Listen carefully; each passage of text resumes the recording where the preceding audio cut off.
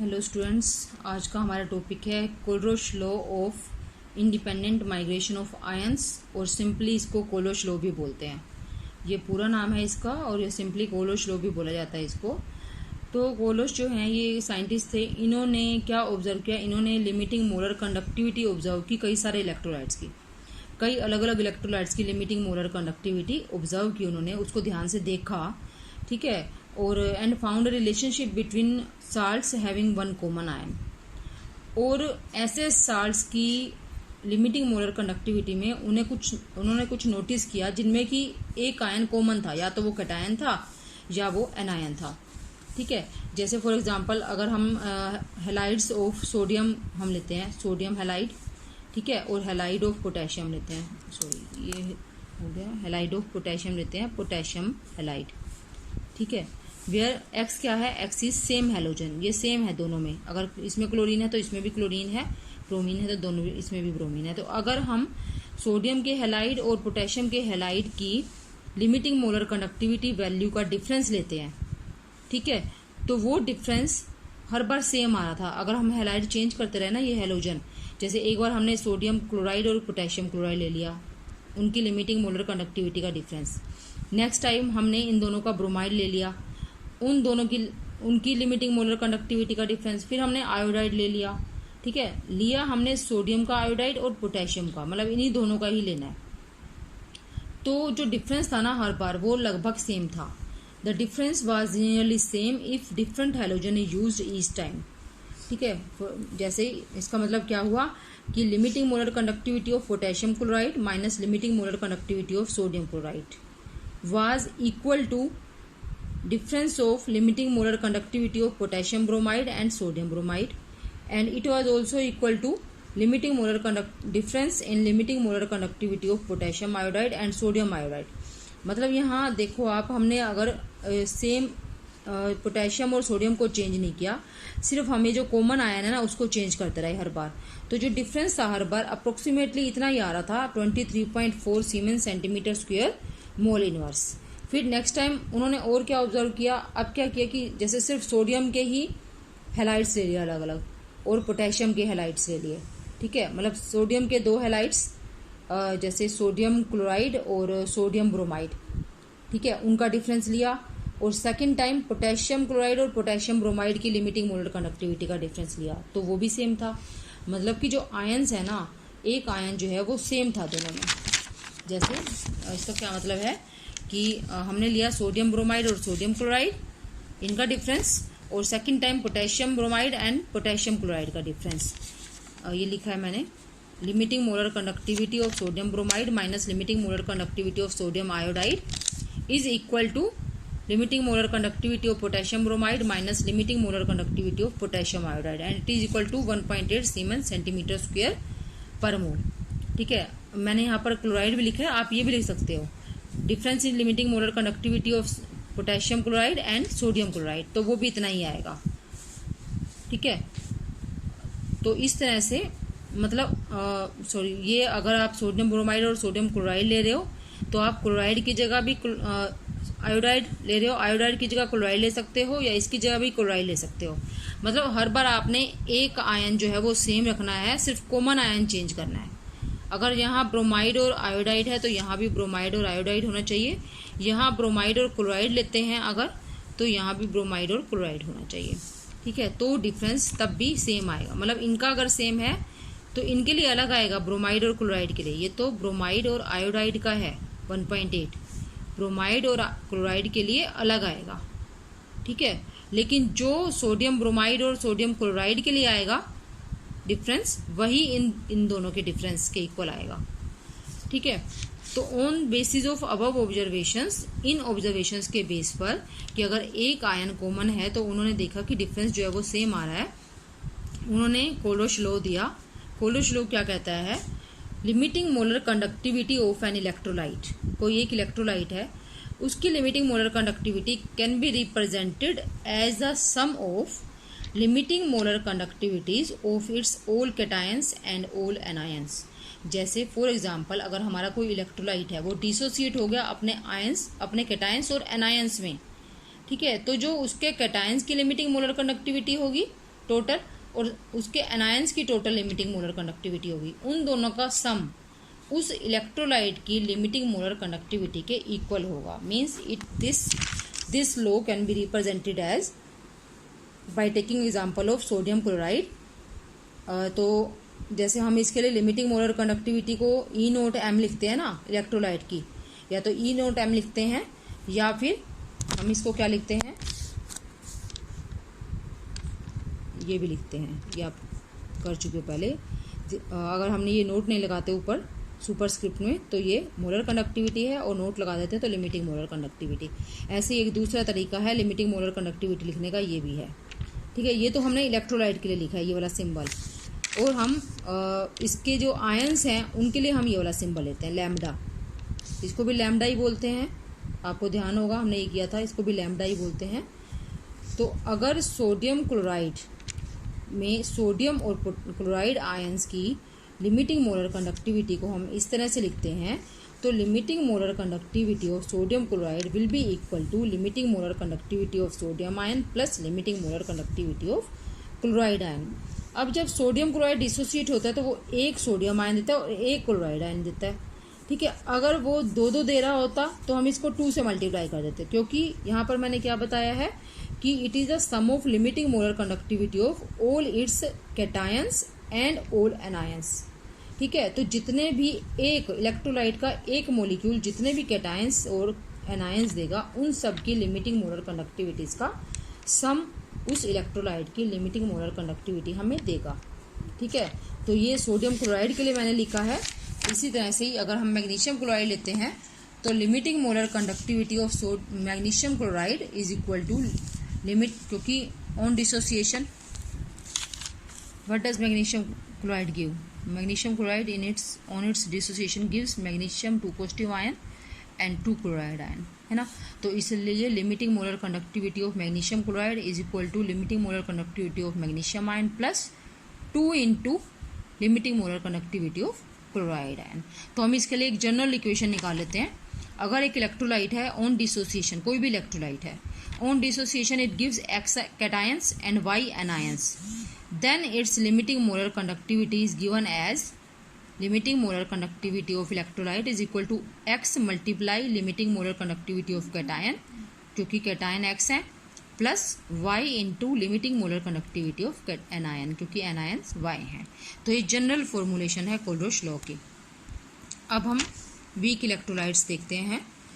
Week electrolytes के बारे में हम समझते हैं कि यहाँ पर कोलरोश लॉ किस तरह से यूजफुल, इसकी यूजफुलनेस यहाँ पर प्रूव हो रही है कोलरोश लॉ की वीक इलेक्ट्रोलाइट्स के केस में। तो वीक इलेक्ट्रोलाइट्स आपको पता है कि वो होते हैं कि जो कम्प्लीटली आयनाइज नहीं होते हैं सॉल्यूशन में। Weak electrolytes are those electrolytes which does not dissociate completely in its solution और does not completely ionize in its solution. ठीक है, वो पूरे के पूरे वो इक्विलिब्रियम तक जाकर रुक जाते हैं। ठीक है, तो हमारे पास एक एग्जांपल है वीक इलेक्ट्रोलाइट का एसिटिक एसिड। इसकी degree of dissociation high concentration पर काफ़ी कम है।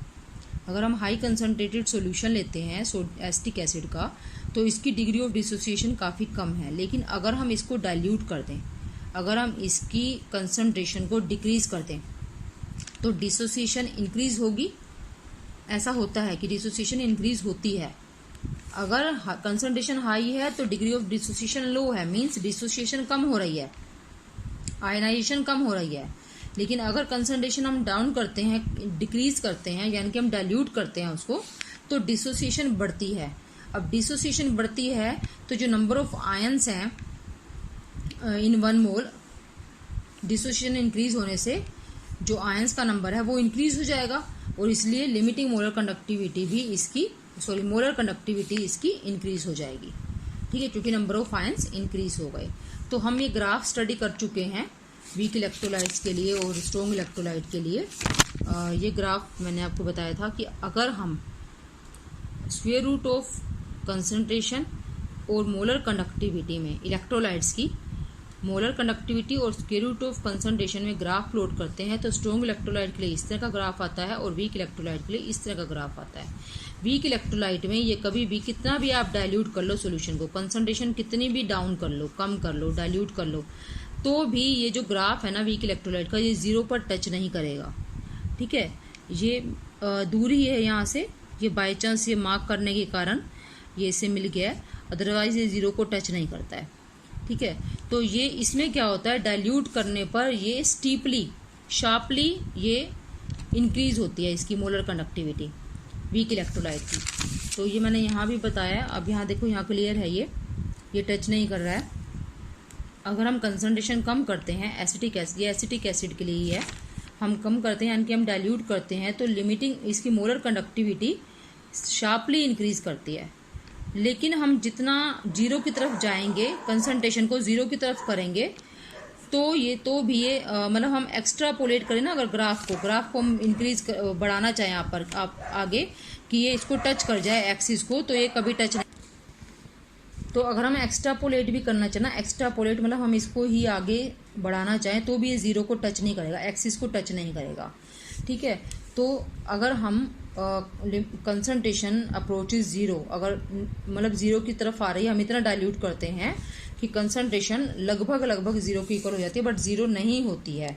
ठीक है, तो क्या होता है इसमें, तो कंडक्टिविटी जो है वो इतनी, कंसंट्रेशन तो काफ़ी लो हो गई, मोलर कंडक्टिविटी बढ़ गई, लेकिन आप पढ़ चुके हो कि कंडक्टिविटी और मोलर कंडक्टिविटी पर कंसंट्रेशन चेंज का क्या इफेक्ट होता है। इसकी कंसंट्रेशन डिक्रीज करने से वीक इलेक्ट्रोलाइट की इसकी कंडक्टिविटी तो डिक्रीज करेगी, लेकिन मोलर कंडक्टिविटी इंक्रीज करेगी। ठीक है, तो कंडक्टिविटी इतनी कम होती है कि हम इसको सही मेजर करना हमारे लिए मुश्किल हो जाता है। तो ऐसे इलेक्ट्रोलाइट के लिए यानी कि वीक इलेक्ट्रोलाइट्स के लिए limiting molar conductivity can be found using कोल्ड्रोश लॉ। ठीक है, तो यानी कि कोल्ड्रोश law, limiting molar conductivity of acetic acid is equal to limiting molar conductivity of acetate ion and sum of limiting molar conductivity of acetate ion and limiting molar conductivity of hydrogen ion. ठीक है, तो अब हम इसमें देखते हैं, इसके लिए हम एक रिलेशनशिप फाइंड करते हैं ऐसे वीक इलेक्ट्रोलाइट के लिए। एसिड डिसोसिएशन कांस्टेंट हम कैसे फाइंड कर सकते हैं इसका, इतने जब हम इसकी कंसंट्रेशन डिक्रीज कर देते हैं तो हम इसकी एसिड डिसोसिएशन कांस्टेंट ऐसे इलेक्ट्रोलाइट के लिए, वीक इलेक्ट्रोलाइट्स के लिए कैसे फाइंड कर सकते हैं। अगर वो एसिड है तो एसिड डिसोसिएशन कांस्टेंट, और अगर बेस है तो base dissociation constant. At concentration C, if degree of dissociation is alpha, then alpha can be approximated to ratio of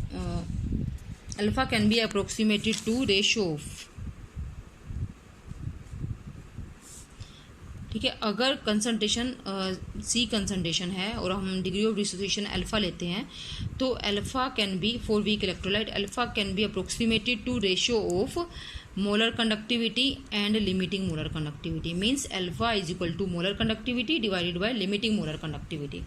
ठीक है, अब हमने क्या लिया, एसिटिक एसिड, तो हम इसके लिए देखते हैं, इसके लिए एसिड डिसोसिएशन कांस्टेंट फाइंड करते हैं। मान लो इनिशियली इसकी कंसंट्रेशन थी C।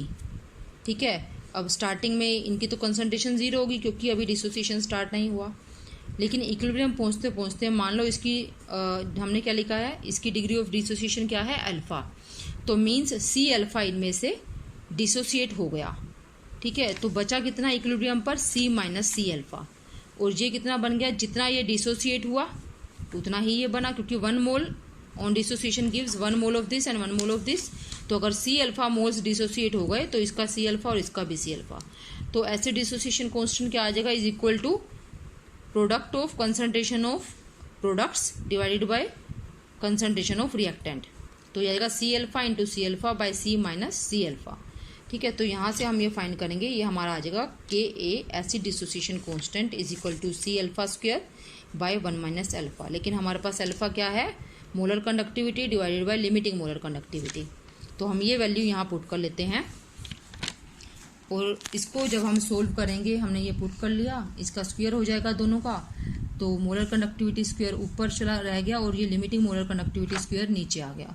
ठीक है, और इसको जब हम एलसीएम लेकर सोल्व करेंगे तो ये आ जाएगा limiting molar conductivity minus molar conductivity divide by limiting molar conductivity. तो लिमिटिंग मोलर कंडक्टिविटी से इसकी एक पावर कैंसिल हो जाएगी and we will get Ka is equal to C into molar conductivity square divided by limiting molar conductivity into limiting molar conductivity minus molar conductivity.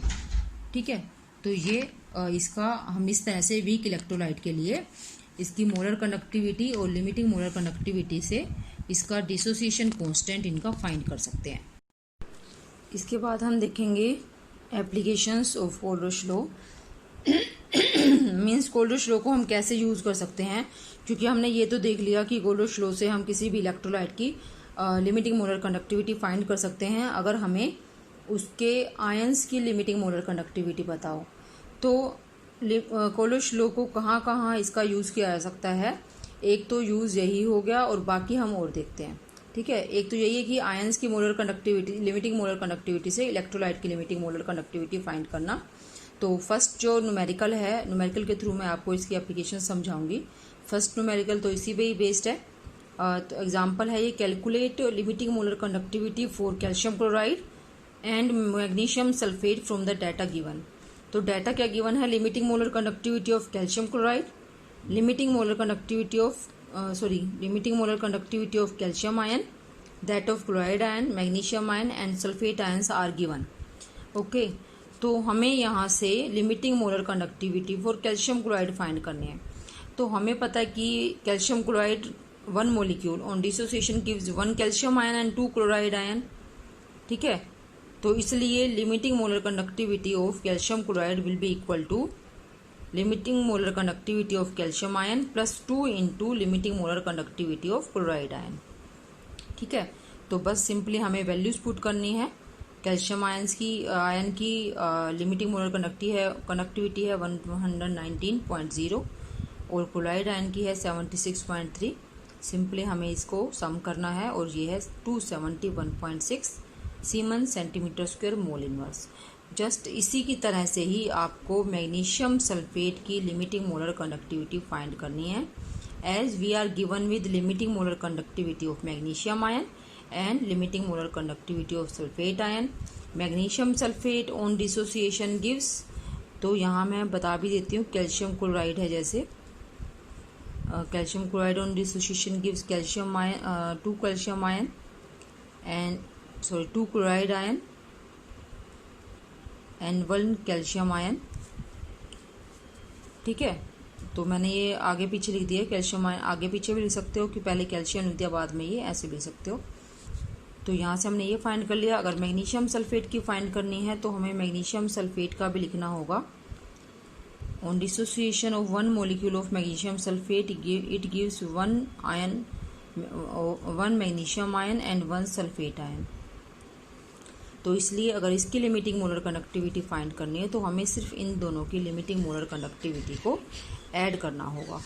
ठीक है, तो ये ऐड करके ये हमारा आ जाएगा 266 semen centimetre square mole inverse.